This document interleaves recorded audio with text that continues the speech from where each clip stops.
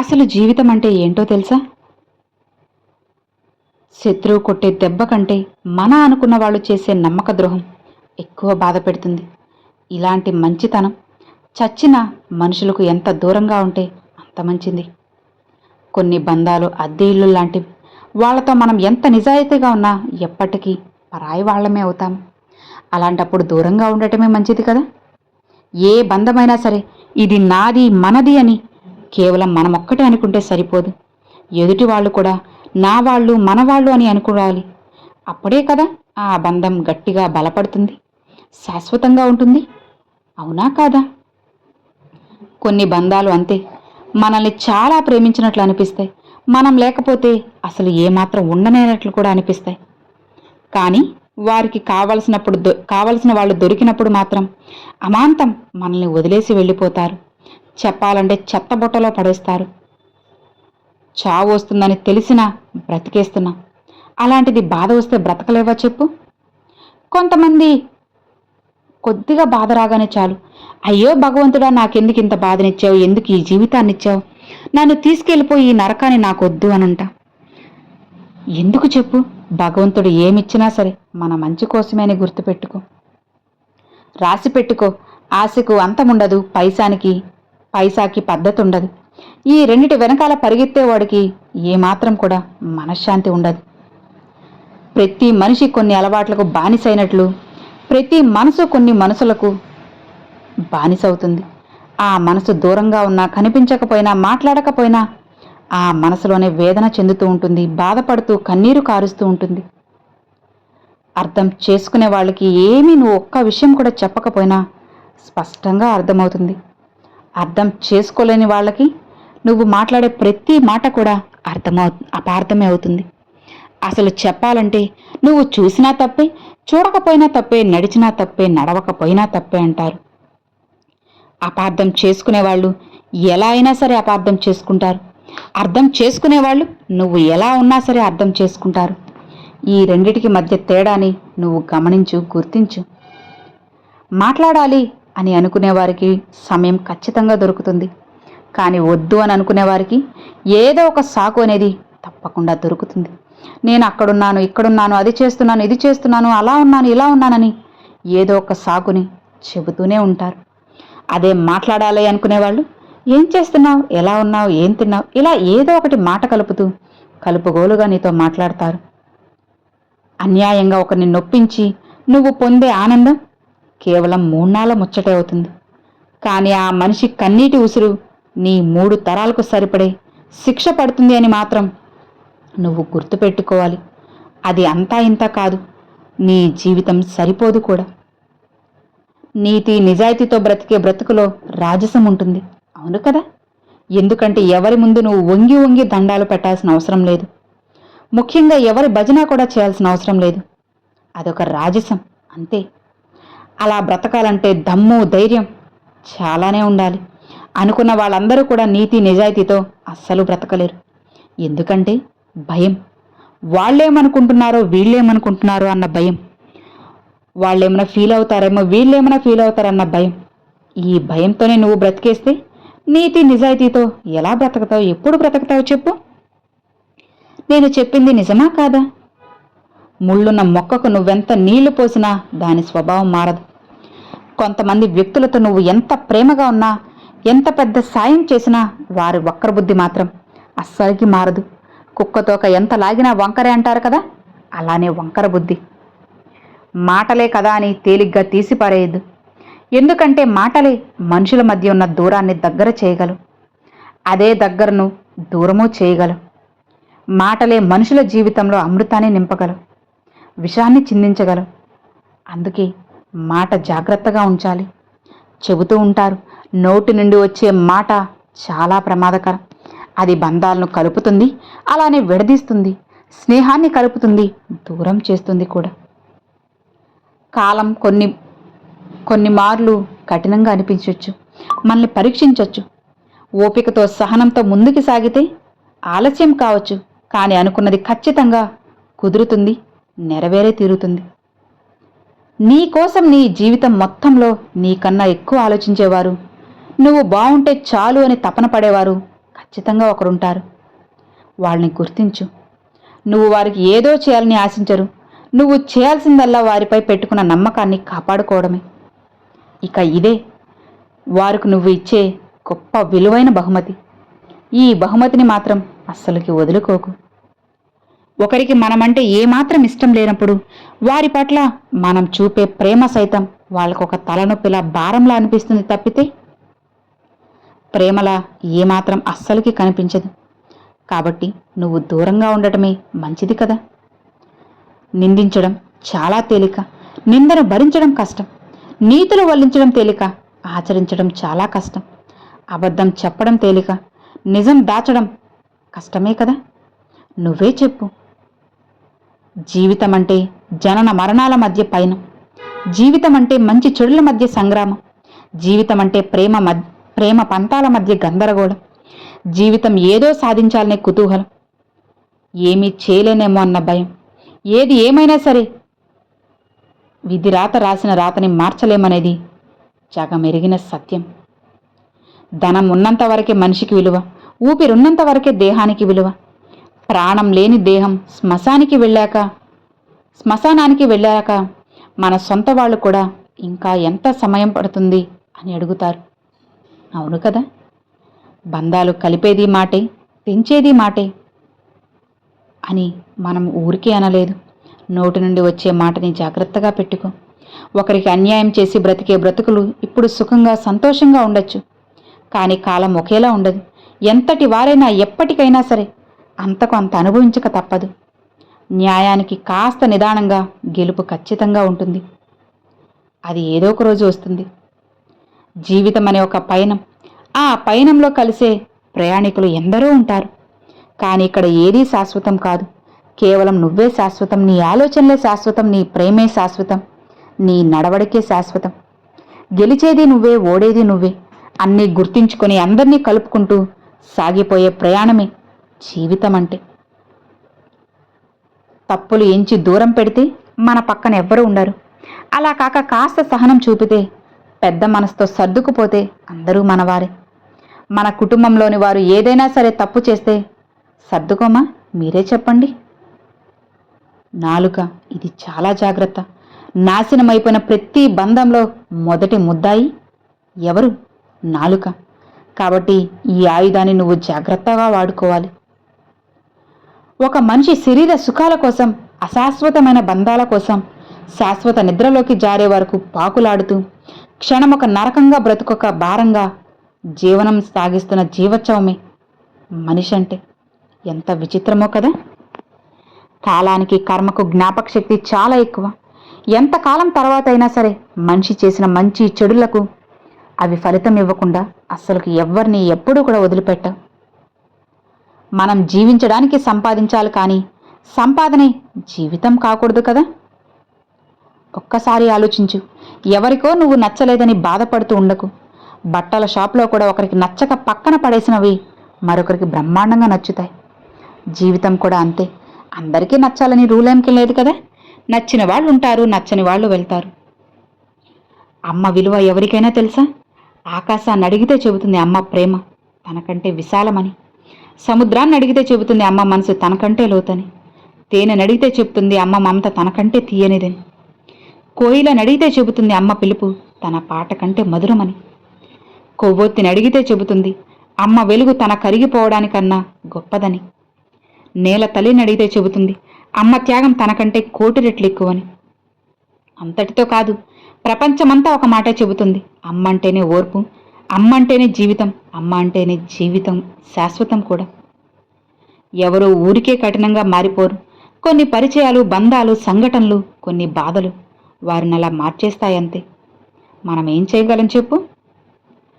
ఏదో ఒక శక్తి తన్ను కాపాడుతుంది అని నిజమైన భక్తుడికి తెలుస్తుంది. అలాంటి నిజమైన భక్తుడిలోనే పరమేశ్వరుడు కొలువై ఉంటాడు అని మర్చిపోవద్దు. ఈ లోకంలో మన కన్నీళ్లను ఎవరూ గమనించకపోవచ్చు, బాధను గుర్తించకపోవచ్చు, కష్టాల్ని తీర్చకపోవచ్చు. కానీ అందరూ మన తప్పుని వెతికే పనిలో మాత్రమే ఎప్పుడూ కూడా సిద్ధంగా రెడీగా ఉంటారు. అవును కదా. అతి స్నేహం, అతి ప్రేమ, అతి చనువు మనశ్శాంతికి హానికరం. అతిగా అనుబంధం పెంచుకుంటే అదే స్థాయిలో బాధని కూడా నువ్వు భరించాల్సి వస్తుంది అని గుర్తుపెట్టుకో. ఒక్క విషయం, అమ్మ ఉన్నంత వరకు ఆకలి తెలియదు, నాన్న ఉన్నంత వరకు బాధ్యత తెలియదు. ఇక ఆ ఇద్దరు లేని రోజునే నీ జీవితాన్ని ఎవ్వరూ పట్టించుకోరు. జీవితంలో ఆ ఇద్దరు చాలా ముఖ్యమని తెలుసుకో. అలాంటి వారిని జాగ్రత్తగా కాపాడుకోండి. తప్పు చేసి తమదే గెలుపని వాదించే వారికి ఎదురు చెప్పద్దు. నిజానికి ఆ వాదనలో న్యాయం లేదని వాళ్ళకే తెలుసు. అహం అడ్డుగా ఉండడం వల్ల ఒప్పుకోవడం లేదు అంతే. ఈరోజు నీకు 4 మంచి విషయాలు చెప్పనా? నిప్పు, అప్పు, పగ ఈ 3 తమంతట తాము తరగవు, పెరుగుతూనే ఉంటాయి. అందుకే నిప్పును ఆర్పాలి, అప్పును తీర్చేయాలి, పగను సమూలంగా తుంచేయాలి. వీటిని ఏమాత్రం కొసర్లు మిగిల్చినా వృద్ధి చెందుతాయి, జీవితాన్ని నాశనం చేస్తాయని మర్చిపోకండి. జీవితంలో ఏది ఎప్పుడు చివరిదో చెప్పలే, ఏ ఆట చివరిదో, ఏ మాట చివరిదో. అందుకే వీలైనంతగా పలకరిస్తూ ఉండు, వీలైతే కలుస్తూ ఉండు. జీవితంలో ఎవరినైనా క్షమించండి, కానీ మీ సహాయం తీసుకొని మళ్ళీ మిమ్మల్నే వెన్నుపోటు పొడిచే వాళ్ళని మాత్రం ఎప్పటికీ క్షమించొద్దు. పెళ్లికి ముందు తండ్రి, పెళ్లికి తరువాత భర్త, సరైన వాళ్ళు దొరకని ప్రతి అమ్మాయి కూడా అనాదే కథ అవుతుంది. దేవుడు నీకు కష్టాలనిచ్చేది బాధపడడానికి కాదు, ఎంతమంది నీతో నిజాయితీగా ఉన్నారు, ఎంతమంది నటిస్తున్నారు అని తెలియజేయడానికి మాత్రమే. అర్థం చేసుకో, కానీ అపార్థం చేసుకోకు. దేవుడు నీ జీవితంలో కొత్త కార్యం చేయాలంటే ముందుగా నీలో ఉన్న పాత ఆలోచనలను విడిచిపెట్టాలి. పాత్ర మారకుండా అభిషేకం నిలవదు. మంచి కూడా నీళ్ళ లాంటిది. దాహంతో ఉన్నవారికి ఇస్తే ప్రాణం నిలబెట్టుకుంటారు, అవసరం లేని వాళ్ళకిస్తే చేతులు కడుక్కుంటారు. మనం ఒకరిని అభిమానిస్తే వారిలోని మంచితో పాటు లోపాలను కూడా స్వీకరించాలి. అప్పుడే స్నేహమైన, బంధమైన బలంగా ఎప్పటికీ నిలిచి ఉంటుంది. ప్రపంచంలో లోపం లేని వ్యక్తి అంటూ ఎవ్వరూ లేరు కదా. బయటికొకలా లోపలొకలా నేనుండను. నా మనసులో ఏ ఉంటే అదే బయటికి మాట్లాడతాను. అబద్ధం చెప్పడం రాదు, నటించడమా అంతకన్నా రాదు. అదే నేను. అలా జీవించాలి జీవితం అంటే. సమయం బాలేనప్పుడు కానివారి దగ్గర కూడా తల దించుకున్నంత మాత్రాన నీలోని పరిణితి ఏమాత్రం చెరిగిపోదు అని గుర్తుపెట్టుకోండి. నా వాళ్ళు, వాళ్ళు నా వాళ్ళు, వీళ్ళు నా వాళ్ళు అని నువ్వు అనుకోవడం కాదు, ఎదుటి వాళ్ళు కూడా అనుకున్నప్పుడే కదా బంధం అనేది విలువ పెరుగుతుంది. కేవలం నువ్వు అనుకుంటే అది బంధం కాదు, నీ భ్రమ అవుతుంది అని తెలుసుకో. ఈ లోకంలో అందరికీ బాధలుంటాయి. కొందరికి శారీరక బాధ, కొందరికి మానసిక బాధ, కొందరికి బంధాల బాధ, డబ్బులు లేవనే బాధ, ఎలా బ్రతకాలో బాధ, కొందరికి ఎందుకు బ్రతకాలో బాధ, అన్నం దొరకక బాధ, అన్నం అరగక బాధ, ఎలా ఎదగాలనే బాధ, ఎలా లాగాలనే బాధ. ప్రతి మనిషి ఏదో ఒక బాధతో బ్రతుకుతున్నారు.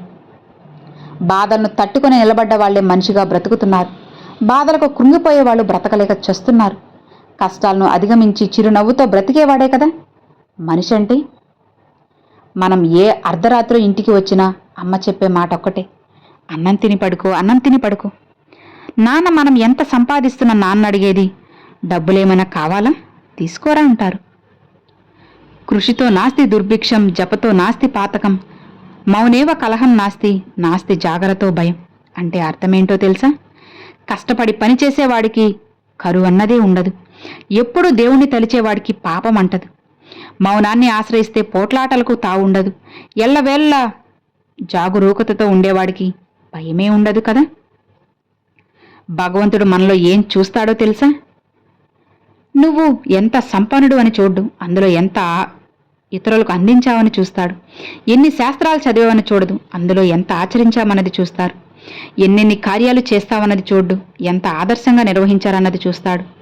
ఎంతమంది చుట్టూ ఉన్నారన్నది చూడ్డు, మన కోసమై ఎందరు నిలబడ్డారన్నది చూస్తారు. ఎన్నేళ్లు బ్రతికావన్నది కాదు, ఎలా బ్రతుకు సార్థకం చేసుకున్నావన్నది చూస్తాడు. మన జ్ఞాపకం సంతోషాన్నివ్వాలి, మన ప్రస్తుతి ప్రశాంతతనివ్వాలి, మన స్మరణము ప్రేరణనివ్వాలి, మన మాట ఓదార్పునివ్వాలి. మళ్ళీ పుట్టుకే లేని పనులు చేద్దాం, మరొకరినైనా మన కోసం ప్రార్థించేలా, ఎవరో ఒకరినైనా గుర్తించుకునేలా ఎప్పుడో ఒకప్పుడు ఒక మంచి పని చేస్తే భగవంతుడు మీతోనే ఉంటారు. ఒకవైపు నీకొక సమస్య ఉందని చెప్పుకుంటే నిన్ను చిన్నచూపు చూస్తూ నీ బలహీనతను ఆధారంగా చేసుకుని నిన్ను వాడుకోవాలనుకునే మనుషులున్న సమాజం మనది. రెండో వైపు మంచితనంతో సహాయం చేస్తే సమస్య తీరాక చేసిన సహాయాన్ని చిన్నదిగా చూసే మనుషులున్న సమాజం మనది. జాగ్రత్త. అర్థం చేసుకోలేని వారి దగ్గర వాదన అనవసరం. లోపాలు వెతికే వారి దగ్గర వివరణ అనవసరం. అహంకారులు మాట్లాడే మాటలకు వేదన అనవసరం. బంధం విలువ తెలియని వారి కోసం రోదన అనవసరం కదా. జీవితంలో నటించొచ్చు, కానీ జీవితాన్ని నటించకూడదు. బంధం అంటే వాళ్ళు నీకు ఎప్పుడూ కూడా తోడుగా ఉండాలి కదా. ఇతరులు ఏ పని చేస్తే నీకు బాధ కలుగుతుందో ఆ పని నువ్వు ఇతరులకు చేయకపోవడమే ధర్మం. ధర్మాన్ని నువ్వు రక్షిస్తే ఆ ధర్మమే నిన్ను కంటికి రెప్పలా రక్షిస్తుంది. గుర్తుపెట్టుకో, జీవితం మారుతుంది. నవ్వుకి ఉండే విలువ బాధకి లేదు. డబ్బుకి ఉండే విలువ గుణానికి లేదు. అబద్ధానికి ఉండే విలువ నిజానికి లేదు, రాదు కూడా. జీవితంలో మనిషికి కావాల్సింది ఆస్తులు అంతస్తులు కాదు. కష్టాల్లో బాధల్లో నీకు నేనున్నాను, ఎప్పటికీ నిన్ను వదలను మిత్రమా, నీ నీడలా నీతోనే ఉంటాను అని ధైర్యం చెప్పి భరోసా ఇచ్చే ఒక మనిషి ఒక్కరుంటే చాలు. కోపం నిప్పు కణిక లాంటిది. దాన్ని మరొకరిపైకి విసిరే ముందు నీ అరచేతిలోనే గాయం మిగులుతుందని గుర్తుపెట్టుకో. దేనికోసం కూడా ఆరాటపడకు. మన తలరాతలో ఏదుంటే అదే కదా జరుగుతుంది. జీవితంలో ఏదీ శాశ్వతం కాదు. నీ వెనుకున్న డబ్బు శాశ్వతం కాదు. మొహానుకున్న అందము, నీ అధికారం ఏదీ శాశ్వతం కాదు. అసలు నువ్వు ఈ భూమి మీదే శాశ్వతం కాదు. ఇవన్నీ నీకెలా శాశ్వతం అవుతాయి? ఒంటరిగా తల్లి గర్భం నుంచి వచ్చావు, ఒంటరిగా భూగర్భంలోకి పోతావు. ఇదే శాశ్వతం. నాది ఒక ఒంటరి ప్రపంచం. ఎందుకంటే అందరూ నాతో ఉన్నట్లే ఉంటారు, చివరికి ఎవ్వరూ ఉండరు. అన్నీ నావే అనేలా ఉంటాయి, కానీ ఏవి నాది కాదు. ఇదే కదా జీవితం. నలుగురికి సాయం చేసే గుణమే నీదైతే నువ్వు ఏ గుడికి వెళ్లాల్సిన అవసరం లేదు. నువ్వు నమ్మే దైవమే నిన్ను వెతుక్కుంటూ నీ ఇంటికి వస్తుంది. దేనికైతే నువ్వు భయపడి వెనకడుగు వేస్తావో అదే నిన్ను మళ్లీ మళ్లీ వెంటాడుతుంది. ఒక్కసారి ఎదురెళ్ళి చూడు, ఆ భయమే నీకు భయపెడుతుంది. ఒంటరిగా ఉన్నా పర్వాలేదు, కానీ బాధ పెట్టే బంధాలకు దూరంగా ఉండడమే మంచిది. కొందరికి పేరులో రౌద్రరసం, గుండెల్లో ధైర్యగుణం దాగుంటుంది. అలాంటి వాళ్లే కారణజన్ములు. మనుషులు దూరం అయ్యాక మిగిలిన జ్ఞాపకాల బాధ కంటే వాళ్ళు మనతో ఉన్నప్పుడు ఊహించుకున్న జీవితం గుర్తు వస్తే బాధగా ఉంటుంది. ఆ పెయిన్ మనసుకు నొప్పి పెడుతుంది. ఎక్కువగా ఎవరిని నమ్మకు, మోసపోతా. ఎవరి కోసం ఆలోచించుకో, అలసైపోతా. ఎక్కువ ఎవరికి విలువ ఇవ్వకు, గౌరవాన్ని కోల్పోతా. ఎవరిని ప్రశ్నించుకో, శత్రువు అవుతావు. ముందుగా నా వాళ్ళు అని ఆలోచించడం తగ్గించు. ఎవరి నుంచి ఏది ఆశించకు. అప్పుడే జీవితం బాగుంటుంది, బ్రహ్మాండంగా ఉంటుంది. ధర్మంగా ఎన్ని ఆటలైనా ఆడు, కానీ అధర్మం వైపు వెళ్లకు. కత్తిపోటు కన్నా కర్మపోటు భయంకరంగా ఉంటుంది అని తెలుసుకో. ఎదుటి వ్యక్తికి నీపైన ప్రేమ లేనప్పుడు నువ్వు ఎంత ఆరాటపడ్డా వ్యర్థమే కదా. మీరు ప్రేమించే వారికి మీరు ఇచ్చే విలువైన బహుమతి సమయం. కానీ మీకు సమయమే లేనప్పుడు ప్రేమ ఉంది అని అసలు చెప్పకండి. చెప్పినా వాళ్ళు నమ్మరు. నీపై కోపాన్ని పెంచుకున్న వారిని కూడా నువ్వు ప్రేమగా పలకరించు. ఆ పిలుపు వారిలో ఉన్న కోపాన్ని కాస్తైనా తగ్గిస్తుంది, నీపై ప్రేమ ఉందని చెబుతుంది. జీవితంలో నువ్వు ఒకరిపై 100% ప్రేమ చూపితే అదే ప్రేమ నీకు తిరిగి 200% బాధని, కన్నీళ్లనిస్తుంది. ఇదే జీవితం. ఇది నువ్వు నమ్మలేని కఠినమైన నిజం. ప్రపంచంలో అతి ఖరీదైన వస్తువు నమ్మకం. సంపాదించుకోవడానికి సంవత్సరాలు పడుతుంది, పోగొట్టుకోవడానికి 1 సెకను పడుతుంది. ఎంత విచిత్రమో చూడు. ప్రతి ఒక్కరి జీవితంలో ఏదో ఒక బాధ ఉంటుంది. కొందరు అయిన వాళ్ళతో చెప్పుకుంటారు, కొందరు చెప్పుకోవడానికి ఎవరూ లేక బాధపడుతూ ఉంటారు. మన వల్ల ఇబ్బంది పడేవారికి మనం దూరంగా ఉండడం కూడా ఒక రకంగా వాళ్ళ సంతోషానికి మనం కారణమవుతాం. ఎందుకంటే కలిసి ఉండడం ఇబ్బంది పెట్టడం కంటే దూరంగా ఉండి వాళ్ళని సంతోషపెట్టడం చాలా మంచిది కదా. పుస్తకంలో ఒక పేజీని పదే పదే చదువుతుంటే ఎప్పటికీ చివరి పేజీ పూర్తి చేయలేం. జీవితం కూడా అంతే. నిన్నటి చేదు జ్ఞాపకాలను తలుచుకుంటూ కూర్చుంటే అందమైన ఈ రోజుని ఆస్వాదించలేం, ముందుకి సాగలేం. మోసం చేశారని పగలు ప్రతీకారాలంటూ వెళ్ళొద్దు. మౌనంగా ఉండండి. కుళ్ళిన పండ్లను చెట్టు కూడా మోయదు, వాటంతట అవే రాలిపోతాయి. ఆ పాపం నీకెందుకు?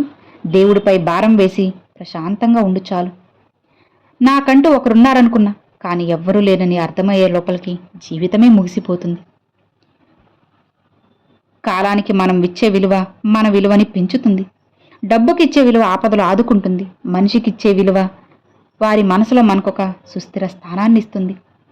ఇదే జీవితం అంటే. జీవితంలో నువ్వు ఎన్నో విషయాలను ఖచ్చితంగా నేర్చుకుంటావు. అది నీకు ఎప్పుడో ఒకప్పుడు తప్పకుండా ఉపయోగపడుతుంది కూడా.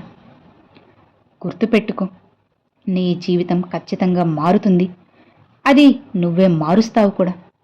కొందరు మౌనంగా ఉన్నారంటే వాళ్ళకి సమాధానం తెలియక కాదు, వెధవలతో వాదించడం ఎందుకని అలా మౌనంగా ఉంటున్నారు అంతే తప్పితే వాదించడం రాక అని ఎప్పటికీ కూడా నువ్వు అస్సలు అనుకోవద్దు.